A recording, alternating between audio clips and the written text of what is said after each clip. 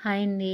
ఈరోజైతే నేను mango jam చేద్దామని 2 కాయలైతే తీసుకున్నాను. బంగిడిపిల్లి. అవి చిన్న ముక్కలుగా చేసి మిక్సీ జార్‌లో ఏసేసి మెత్తగా పేస్ట్ చేసేసానండి. అది వీడియో పెట్టుకోలేదు. స్టవ్ మీదైతే నేను నాన్ స్టిక్‌దైతే గిన్నె పెట్టేశాను. పెట్టేసి అందులో వేశాను. తీపికి సరిపడ్డట్టు బెల్లం పొడి వేసేసుకున్నానండి. వేసేసుకొని సిమ్‌లో పెట్టేశాను నేను.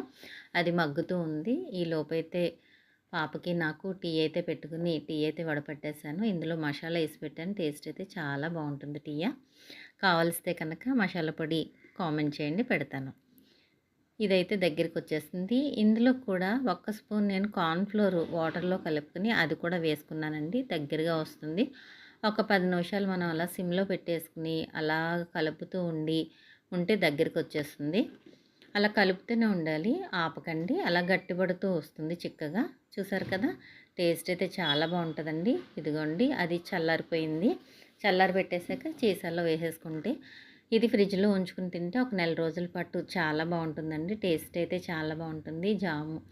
మ్యాంగో జామ్ తయారైపోయింది. బ్రెడ్‌లోకి, చపాతీలోకి, పూరీలోకి చాలా బావుంటుంది.